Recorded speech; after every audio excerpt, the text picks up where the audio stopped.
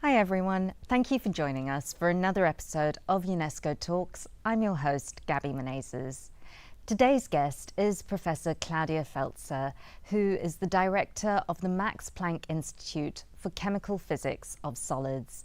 She's just received the L'Oréal UNESCO Science International Award for Women and is here to discuss her pioneering work that brings together mathematics, physics and chemistry. Claudia, welcome. Thank you. Thank you so much for joining us. I've just been reading a little bit about your work and wondered if you could talk about your journey from chemistry to your current work today. Yeah, so I'm working very interdisciplinary. So the name of our institute is Chemical Physics, so it already says. So we are working at the borderline between physics and chemistry. And we are using now even a concept which was developed in mathematics to make to say something about materials and their properties based on this mathematical concepts topology. So we use these mathematical concepts now to find fantastic materials for energy application, for example. So let's go back a bit to your beginnings as a chemist. I mean, how did that lead you to this new field where you were beginning to study materials? Yeah, so I always studied chemistry and physics, and I always were interested in big questions of science. And I recognized at the time when I was studying chemistry and physics, and I heard lectures here and there, so that I'm especially interested in solids, in materials, because the world is full of materials, and you can learn so much by using simply some crystals and some solids, because they can help you to understand even properties of the universe. But at the same time, you can have impact for society, because they can be used for solar panels in your computers, in your iPhone. They're everywhere. So this was why I started to become more and more interested in condensed matter systems, materials and crystals. And so currently there's a new field that you actually helped open up. It is called topology physics. Can you tell us more about this and how the materials that you're studying have really exciting properties? So I have to say it has happened when I was on a sabbatical in Stanford, and I met one of the physicists who invented really the theory of topological physics, you know. So it sounds like a very abstract theory, but then we recognized that simply we can characterize all the materials. At this time I was studying, it was a big class of material with thousands of materials. We could apply this concept to this materials and recognize it's more or less applicable to all the materials. So we can now distinguish all the materials which we know, like copper, salt, etc., and characterize them based on their topological properties, and find in this way new properties for future application. And so now we have new materials that have different and very exciting properties. Can you explain a little bit more about that? So we can, if we found a special material which has this better topological quantum materials, it suddenly has properties which goes beyond the classical laws of physics. So we very often have limitation if we simply look into classical physics. So we can assume how conducting a material is or how insulating a material is. But now we have materials which are, for example, insulating in the bulk and conducting on the surface. And they are even conducting better than other materials the classical material can conduct, which already shows us the quantum properties adds many new properties to material science which we didn't see before. And so we're talking about the difference between a classical material like copper, which is very good for conducting electricity, to a different kind of material. What are these materials? Where did they come from? So it's interesting. These are sometimes the same materials we know already, you know, but we didn't see these new properties. We didn't do the right investigation. You have to change your measurement setup, for example, to see suddenly the quantum properties of this material. And people sometimes think quantum properties appear only at low temperature, but what we recognize, quantum properties of this topological material can happen even at room temperature, because if we want to make a new material who does very efficiently the wasted heat transferring into a new electricity, so it should happen at room temperature. So it's interesting. It partially is as the same material, sometimes it's a new material. So we simply see now all the materials with different eyes, you know, so because we see now suddenly new properties appearing in this material which can have impact to very obvious things, like people want to make quantum computers. There you already have the quantum, and it doesn't matter if it's at low temperature, but we also are looking for catalysts which would do their job at room temperature. So maybe just explain, what do you mean by quantum or quantum aspects to these new materials that I don't understand?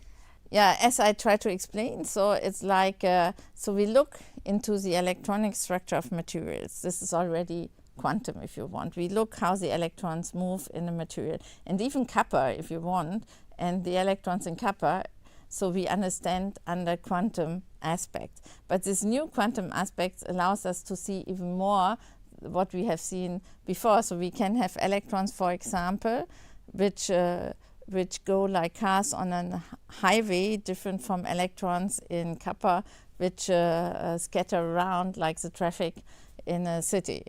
And because these new materials have properties like magnetism, they can conduct heat in different ways, this actually is very significant because they could provide answers to the climate crisis. Can you talk a little bit more about that? Yeah, the interesting thing is very often classical law of physics, like, for example, if you simply look for thermoelectric materials, these are materials who convert wasted heat into electricity. So there are fundamental limits that you cannot have a higher efficiency than a certain efficiency, because it's a figure of merit of 1, you know. But here with our materials we can apply a small little magnetic field, and suddenly we can increase this number to 3, which means 3 orders of magnitude higher efficiency. This is enormous. So if you now use this new concept simply to find new thermoelectric materials, you can probably very efficiently convert wasted heat in a power plant into electricity. So this is enormous. We're able to provide electricity 3 times more efficiently, which will have significant impacts on the environment and climate. We're able to actually save heat, save electricity, transmit electricity much, much better. Is that what you're saying? Yes, this is one example, but this topological quantum properties, new properties, they can be leading to more efficient quantum computers, more less sensible to distortions of the surrounding, and it can, but also lead on the other side to new catalysts. So I think you can probably see, if you apply this concept to all the materials, you can apply, you can see new properties appearing which go beyond the classical limit. And so what do you think, how long do you think it'll take for us to have a concrete application of this? I think this depends from the application, honestly. If you want to build new devices for computers, this takes much longer than if you want to build a new thermoelectric conversion system. So this is already, we are already talking to startups and companies, because this, I would say, is a much shorter way to go. So it's like on a 5-year scale or so. By building a new computer, even for quantum computers to use it maybe in everyday life, this will probably take 20 to 30 years.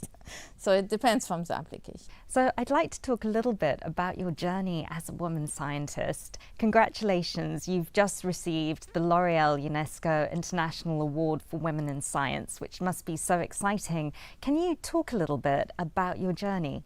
So first of all, I'm very happy that I received this prize, and I think it's a very, very special prize, because it combines L'Oréal beauty with UNESCO, diversity, inclusion, and science, and this is what we should be. We should have many beautiful women from all over the world joining on the journey to science. So I, by myself, I'm the number 2 of 6 kids. So I come from a family where nobody expected that I become a scientist, honestly. I even didn't go to the gymnasium in Germany in this sense. So I always said I was flying under the radar, so nobody took too much attention from me. So, but then I was very much interested in science already when I was very young, motivated also by wonderful teachers. So I was lucky then that one of my teachers helped me to change to the gymnasium. So, and with the main subject of chemistry and mathematics, I first studied pedagogics, because the expectation also of my family parents was more like you should do what a woman should do. Okay, something where you can combine family and work. But at a certain point, I recognize I simply want to do what I love to do, and I want to become a scientist. And do you have any advice for young women who also want to become scientists? Yeah, if you want to become scientist, you should become scientist, no matter what happens. I would say, honestly, you will solve the problems on the way. I'm quite convinced, but I think if you can at the end do what you love to do and have the best job on earth, what we all say, all the laureates of this year, we are all agreeing on this point. We are the most luckiest people, and we are doing the best job on earth being scientists. So you should be stubborn and go your way. But what you need is people who helps you on your way. And so you need good teachers, good professors, a good network, good mentors. Try really to find from very early on very, very good mentors. This is very helpful. And it's such transformative work that you're doing that could really revolutionize the future for us. We're so grateful. Thank you so much for joining us on UNESCO Talks. And thank you for tuning in to this episode. As always, please leave your comments and questions in the chat and we will get back to you, and join us for another episode of UNESCO Talks.